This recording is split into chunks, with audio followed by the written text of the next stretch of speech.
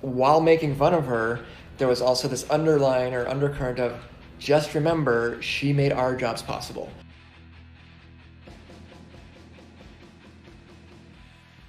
Hello and welcome to First Page Sundays. My name is Tom Leveen, and I am an award-winning author and Bram Stoker Award finalist. What we do here on First Page Sunday is we take a look at the very first page of several novels. Frequently, they are my own or something I'm working on, or those that have been submitted to us. With me, as always, is the beautiful and talented Joy, here to do, stuff. Don't forget to like and share, let people know. Like and share. In your text messages or your private messages or your DMs. I don't know what the hell everything is, but let people know that we are live and ready to go with Kevin Hearne's first in series, if I'm not mistaken, HOUNDED, which should be part one of the Iron Druid Chronicles. I've met Kevin before over at the Poison Pen bookstore, which is where I got this copy from my good friend Pat. Thank you, Pat. But I got to meet Kevin, and he is just an outstanding human being. Lots of fun, very funny, very casual, and just a cool guy to hang out with. So I'm very excited to jump into HOUNDED. Now, normally, on First Page Sunday, I would have read the page that we were going to be looking at, whether it was mine or somebody else's, so that I could prepare my comments and my critique and all that kind of stuff. But I thought what might be interesting, since I hadn't started this yet, let's just open it up cold. So I have no idea what this is necessarily about. That's exciting. Or what we're going to get into. Now, I will say I have started reading Hexed, which I believe is book 2, but I started it a long time ago, and I was taking notes on it and stuff, and it has since been lost to the sands of time. So I have an idea of the main character, but not much. So we're going to go with, let's just say, we were in the bookstore and pulled this right off the shelf, said, ooh, there's a, smashing young man with a very cool-looking sword. Yes. And cool. Iron Druid sounds very cool, so I'm going to grab this book and open it up and see what it's about. And that's where we start today's reading of HOUNDED. So here's chapter 1. I've never read this before. Here we go. There are many perks to living for 21 centuries, and foremost among them is bearing witness to the rare birth of genius. It invariably goes like this. Someone shrugs off the weight of his cultural traditions, ignores the baleful stares of authority, and does something his countrymen think to be completely batshit insane. Of those, Galileo was my personal favorite. Van Gogh comes in second, but he really was batshit insane. Thank the goddess, I don't look like a guy who met Galileo, or who saw Shakespeare's plays when they first debuted, or rode with the hordes of Genghis Khan. When people ask how old I am, I just tell them 21, and if they assume I mean years instead of decades or centuries, then that can't be my fault, can it? I still get carded, in fact, which any senior citizen will tell you is immensely flattering. The young Irish lad facade does not stand me in good stead when I'm trying to appear scholarly at my place of business. I run an occult bookshop with an apothecary's counter squeezed in the corner. But it has one outstanding advantage. When I go to the grocery store, for example, and people see my curly red hair, fair skin, and long goatee, they suspect that I play soccer and drink lots of Guinness. So... That's pretty fun. I knew from experience of Hexed that, and just everything that I've heard about Kevin Hearne, is that he's definitely kind of, tongue-in-cheek and has a lot of fun with his writing. And boy, is that on display here. This has got to be one of the things we talk about a lot on the show is your first page really needs to introduce your world and tone and voice. This Indeed has got to be among, one of the top executors of that exact thing. It is all here. We don't know what the main conflict is yet, in fairness. Okay, but we have tone and we have voice and we know who we're dealing with, which is absolutely phenomenal.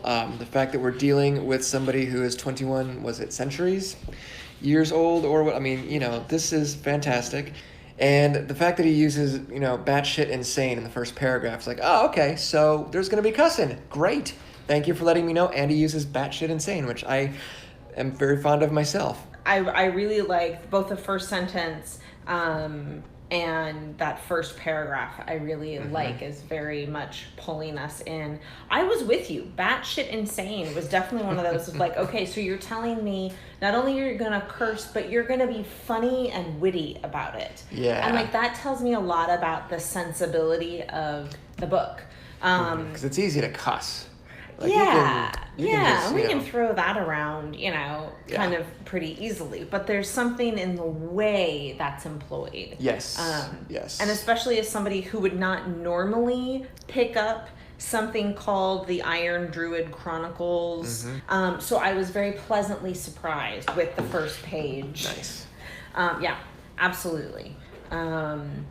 And I mean, we're playing with a whole lot of stuff. I mean, you've got the batshit insane, but you also have Thank the Goddess, which is, so specific. Again, you're telling me about what the I don't know if zeitgeist is the right word, but like the world. I mean, the world and the perspective, or at least this character's idea of the world, if nothing else. Yeah, most likely. I think we have to. I would assume, based on the cover, based on the fact that it's called the Iron Druid Chronicles, and then the way he treats that first page, that I'm going to take Goddess at face value and assume this is a real player in this world. It may not be. Yeah. Maybe that's just his form of religion, something Celtic or whatever, I don't know.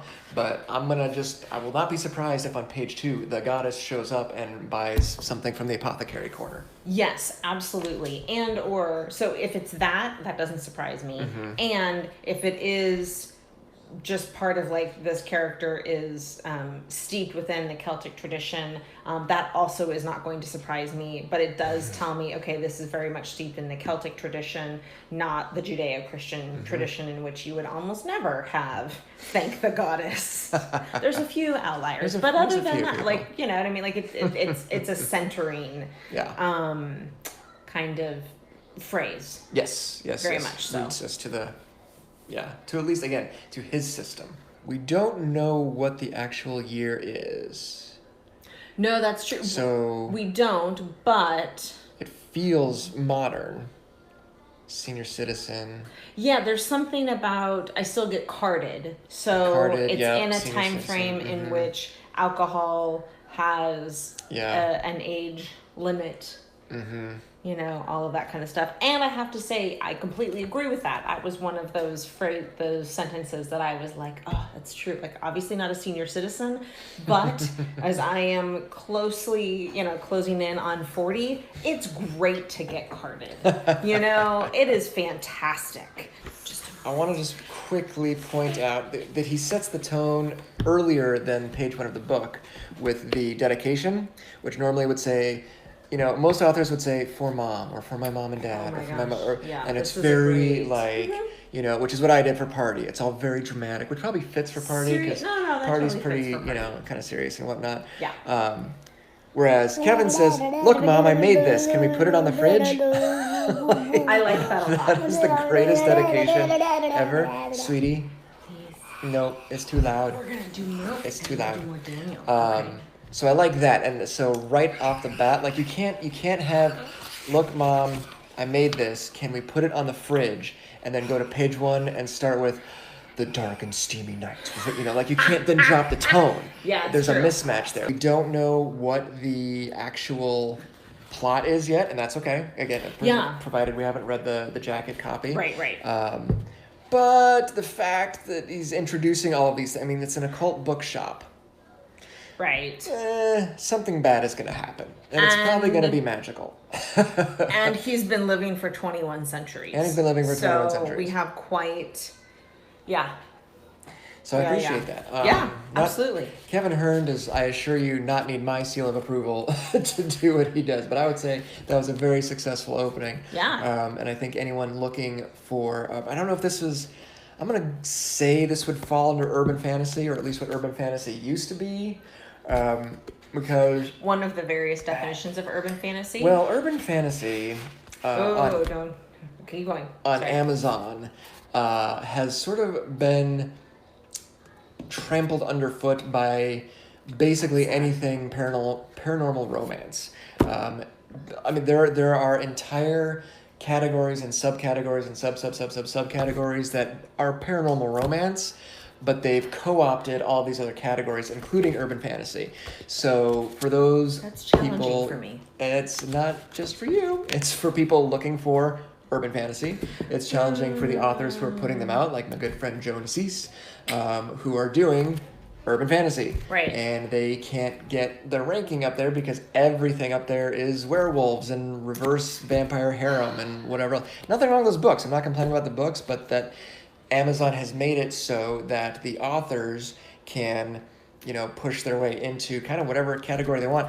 For example, and some of it's even random, like one of the categories that's, I think you can probably still find it right now. If you go to Amazon and look up my novel Sick, the third category that it's listed in is like fiction, men and boys, history, or something like that. I'm like, what in God's... Oh, yeah. Yeah, how that happened?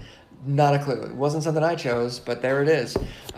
So Amazon has really, really screwed around, not intentionally, but it has happened with a lot of different genres, urban fantasy being chief among them. I'll have to put a carrot in the men and boys because I hear that and that takes me a whole different direction. No, me too. I just recently, just the other day, I started writing some answers on Quora, which is a lot of fun. And a lot of, obviously writing and publishing questions and stuff like that. And one of the things that occurred to me during one of these questions was that it's very easy for me to sit here and bash the publishing industry, because I can. It's my pleasure to do so. All authors do it. The thing is, and as much as I harp and insist and want everybody to remember that it's a business and to treat yourself accordingly as an author, I think it was a marketing question, and I was like, listen, to James Patterson, to Stephen King, to whatever their flagship is that season, they have to sell that thing. They have to put the money into it. That's how it works. And as frustrating as that feels to be, on the mid-list, or if there even is a mid-list anymore, some people argue that there isn't, to be at the bottom end or the middle part of that structure, it's frustrating because, like, what about my book? Why don't you put, and whatever. Bear in mind that without those other sales, without them putting that kind of money to the flagship, we don't get picked up at all. 10 years ago, it was a lot of fun to make fun of Stephanie Meyer. It still is. Because, but while making fun of her, there was also this underline or undercurrent of, just remember, she made our jobs possible. Without her, without Twilight, without Harry Potter, without these grand slam hits, we don't get to do trade paperbacks. We don't get to get picked up by these publishers. So all fun and games to bash the publishers and be sad that we don't get money for publicity and for marketing, all that kind of stuff. But if they could, I think they would. I don't know that they can. This is not a high ticket industry. Some people, sure, make millions, but that's very, very, very few. And they're, in my experience, in my opinion, they're keeping kind of the boat afloat. There's probably more they could spread out, and they do what they can, but they have to make choices somewhere. And that's unfortunately just how it goes sometimes. And that's okay. I think it's okay. Maybe it's not. It depends on what day you catch me. Yeah. Tonight, I'm going to say it's okay. Yeah. Because you still got a book. Yay! Hey, Mom, look what I did. Can we put it on the fridge? Absolutely. Like, that's the thing they can't ever take away. So that's pretty cool. So true. Yeah. So all in all, I would say that having read the first page, I would continue reading. Yeah. I am curious. I'm excited to continue reading. If other folks who are listening, watching this evening would what their ranking would be on the first page. If it's a thumbs up, if it's a thumbs down, is it a sideways? Yeah. Where would was that a successful first page for you?